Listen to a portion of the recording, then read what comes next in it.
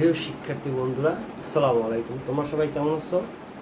আজকে আমরা চক্রবৃদ্ধি নিয়ে আলোচনা করব। অনুশীলনী 2.2 চক্রবৃদ্ধি মূলধন। আচ্ছা, চক্রবৃদ্ধি মূলধন কি, এটা সম্পর্কে আমাদের আগে জানতে হবে। আগে আমরা চক্রবৃদ্ধি মূলধনের সূত্রটা লিখি। চক্রবৃদ্ধি মূলধন, মূলধন এই সূত্র হচ্ছে C C one P one plus R N. এটা হচ্ছে চক্রবৃদ্ধি মূলধনের সূত্র, C equal P one plus R N. আচ্ছা, এই সি মানে কি?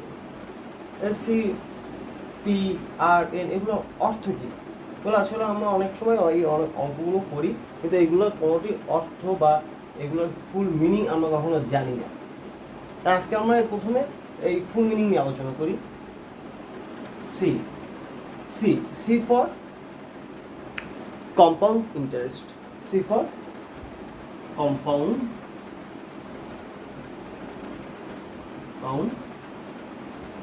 Interest, compound interest. আচ্ছা, আমরা সি ফর জানলাম কম্পাউন্ড ইন্টারেস্ট, অর্থাৎ চক্রবৃদ্ধি মূলধন বা স্ববৃদ্ধি মূলধন। আচ্ছা, এই P P for principal, principal অর্থ হচ্ছে মূলধন বা প্রারম্ভিক মূলধন। আচ্ছা, এটা হচ্ছে ওয়ান, আর আর আর হচ্ছে আর মিনস হচ্ছে rate of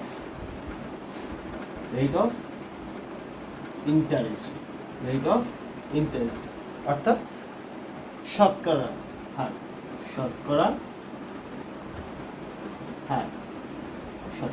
her, rate of interest. আর N means number of units of time, units of time বা সময় অবলিক বছর। তাহলে চক্রবৃদ্ধি মূলধন এর সূত্র হচ্ছে C equal P one plus R N. এখানে C for compound interest, P for principal, R for rate of interest, N for number of units of time. C for compound interest অর্থ হচ্ছে চক্রবৃদ্ধি মূলধন বা স্ববৃদ্ধি মূলধন, পিতে হচ্ছে প্রিন্সিপাল মূলধন বা প্রারম্ভিক মূলধন, আর হচ্ছে রেট অফ ইন্টারেস্ট শতকরা হার, এন হচ্ছে number of units of time সময় বা বছর। এটা হচ্ছে চক্রবৃদ্ধি মূলধনের সূত্র। আর চক্রবৃদ্ধি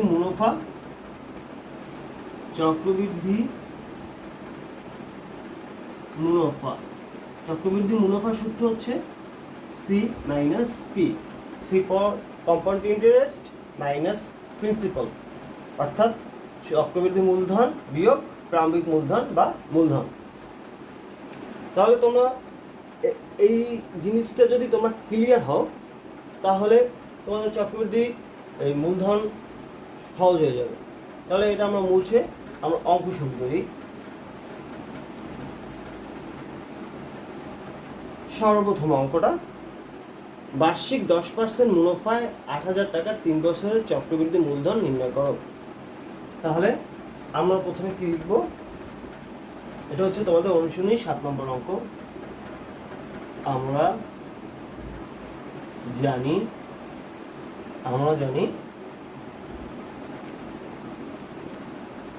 C equal P one plus R N. আমরা জানি C equal P one plus R N. এখানে সি, সি অর্থ হচ্ছে চক্রবৃদ্ধি মূলধন। চক্রবৃদ্ধি মূলধন সমান মূলধন ওয়ান, আর এর মান কত দেওয়া আছে? 8-10%। আর এন, এন এর মান কত? বছর 3।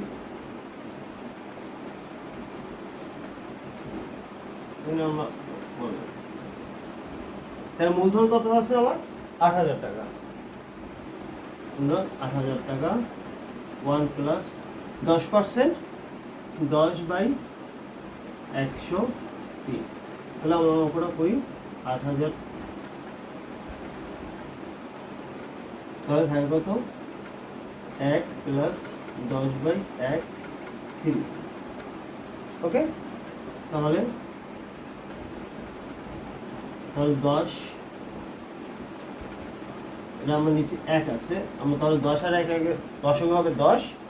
তাহলে এই 1 থেকে 10টা ভাগ দিলে কত হয়? 10, দশকে 10 আর 1 দিয়ে গুণ, দশকে 10, তাহলে কত হয়? 8,000 গুণ 10, 11, 3 বার লিখবো আমরা, 11, তাহলে 1, 2, 3, তাহলে থাকে কত হয়? তাহলে 8 গুণ 11 গুণ 11 গুণ 11, তাহলে এর গুণফল কত হয়? 8, 11 গুণ 11 গুণ 11, 10,648, 10,648 টাকা। তাহলে চক্রবৃদ্ধি মূলধন কত হবে আমার? চক্রবৃদ্ধি মূলধন কত হবে? 10,648 টাকা। তাহলে এটা আমরা ক্লিয়ার হয়েছি। এটা যদি কোনো সমস্যা থাকে তাহলে তোমরা কমেন্ট বক্সে জিজ্ঞাসা করো। তাহলে আমরা 8 নম্বরে বার্ষিক শতকরা 10 টাকা মুনাফায় 5,000 টাকার 3 বছর সরল মুনাফা ও চক্রবৃদ্ধি মুনাফার পার্থক্য। আচ্ছা, আমরা সর্বপ্রথম সরল মুনাফাটা বের করব। শতকরা 10 টাকা, তাহলে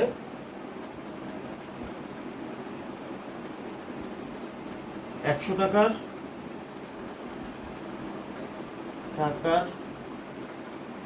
1 বছরের মুনাফা কত? 10 টাকা। 10 টাকা 1 টাকার 1 বছরের মুনাফা 10 টাকা কত? 5,000 টাকা 3 বছরের। তাহলে 5,000 টাকার 3 বছরের, 5,000 টাকা 3 বছরের মুনাফা অবশ্যই বেশি হবে।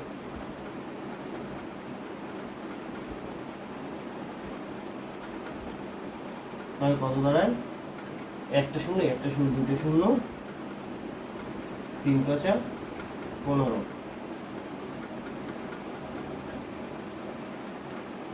টাকা। তাহলে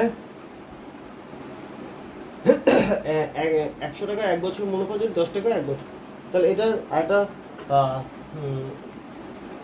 সূত্র আছে। আমরা সূত্রটা দেখি কত বের হয়। সূত্র হচ্ছে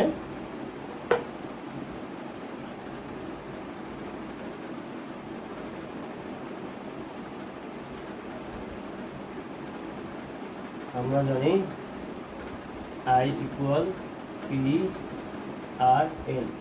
I তো হচ্ছে interest, principal, rate of interest, N হচ্ছে number of units of time. তাহলে I বা প্রিন্সিপাল কত আছে আমার? প্রিন্সিপাল হচ্ছে 5,000 টাকা, আর হচ্ছে কত? 10%। তাহলে 10, 100, N হচ্ছে 3। তাহলে 2 শূন্য, 3 5 15। তাহলে আয়ের মেন বের হয়েছে কত? তাহলে মুনাফা কত? মুনাফা 1,500 টাকা। তাহলে মুনাফা বের হয়েছে কত? 1,500 টাকা।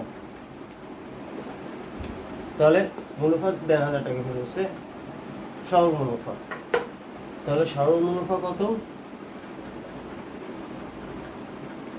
সরল মুনাফা কত আমার? 1,500 টাকা। তাহলে আমার এবার চক্রবৃদ্ধি মুনাফা বের করতে হবে। সর্বপ্রথম চক্রবৃদ্ধি মুনাফা বের করার আগে আমরা চক্রবৃদ্ধি মূলধন বের করব। চক্রবৃদ্ধি মূলধন সমান P1 প্লাস RN। তাহলে P এর মান কত দেওয়া আছে? 5,000 টাকা। 1 প্লাস R এর মান দেওয়া আছে 10%, আর বছর দেওয়া আছে কত? 3 বছর। তাহলে এই আগের মতোই হবে 10, 11,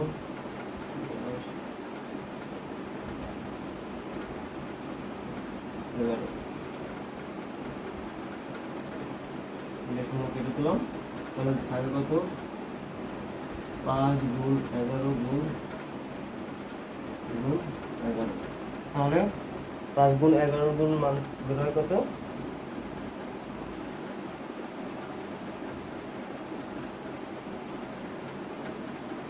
6,000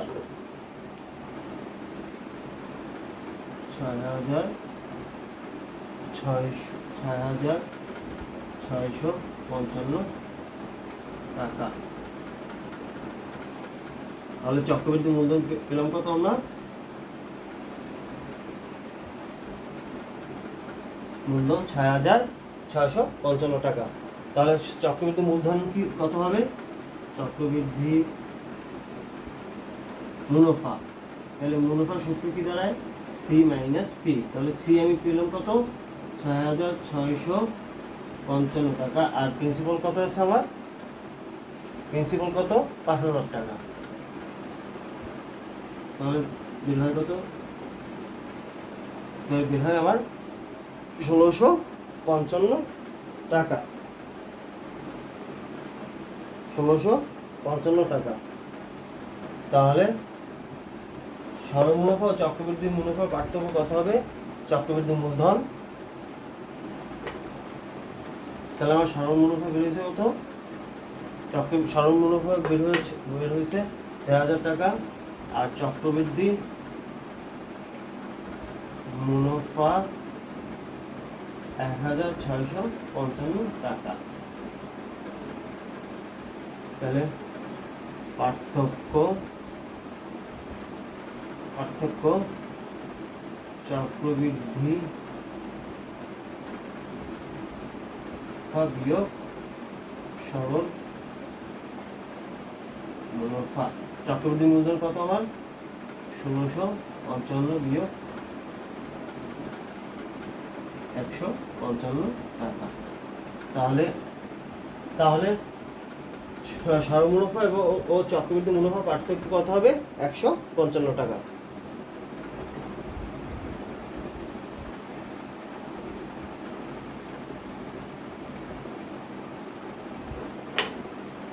দশ নম্বর অঙ্কটা কি বলছে? 82 শতকরা 8 টাকা 50 পয়সা চক্রবৃদ্ধি মুনাফায় 10,000 টাকা 2 বছর সবৃদ্ধি মূল ও চক্রবৃদ্ধি মুনাফা নির্ণয় করো।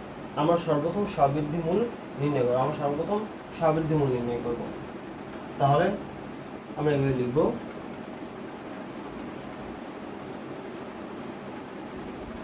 মূলধন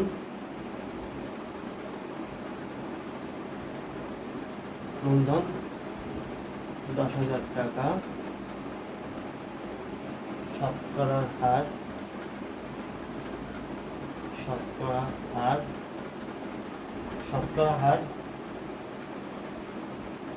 10%। আর বছর 2। তাহলে আমরা জানি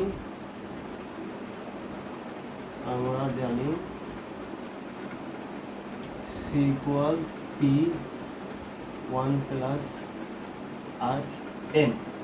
তাহলে সি কত কি চক্রবৃদ্ধি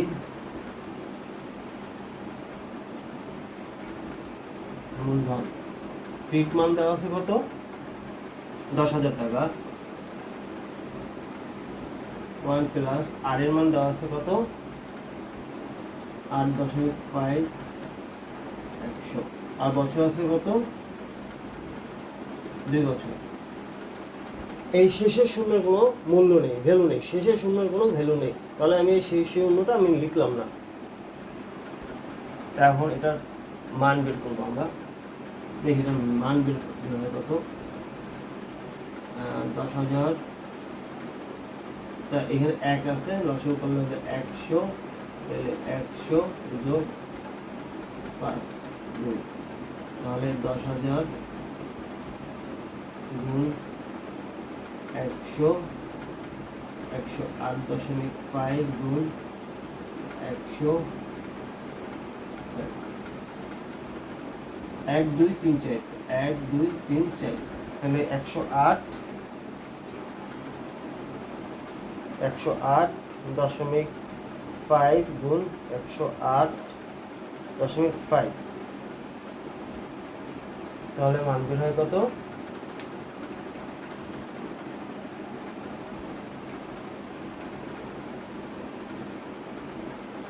$11,772.25 টাকা। তাহলে আমার চক্রবৃদ্ধি মূলধন বের হয়েছে কত 11,772.25 টাকা। এখন আমরা মুনাফা, চক্রবৃদ্ধি মুনাফা বের করব। চক্রবৃদ্ধি মূলধন বা স্ববৃদ্ধি মূলধন, স্ববৃদ্ধি মূল, স্ববৃদ্ধি মূল। তাহলে আমরা এখন বের করব মুনাফা।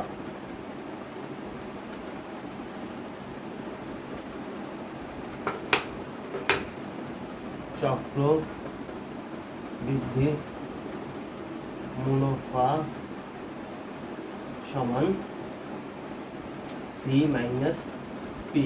সি এর মান বের হয়েছে কত 11,772.25 বিয়োগ 10,000 টাকা।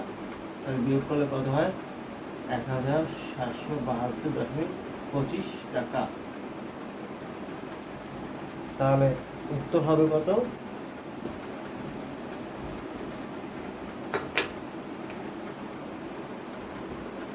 উত্তর হবে স্ববৃদ্ধি মূল,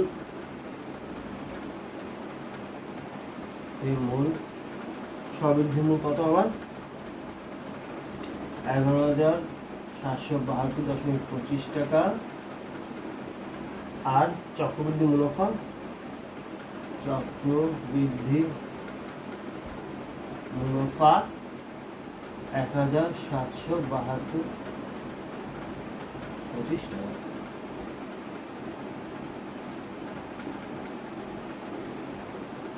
তাহলে তো বন্ধুরা, শিক্ষার্থী, আজকে এই পর্যন্তই। আমরা এটা আর একটু ভালোভাবে প্র্যাকটিস যদি করতে পারি তাহলে চক্রবৃদ্ধি মুনাফা আর চক্রবৃদ্ধি মূলধন আমাদের আর কোনো সমস্যা থাকবে না।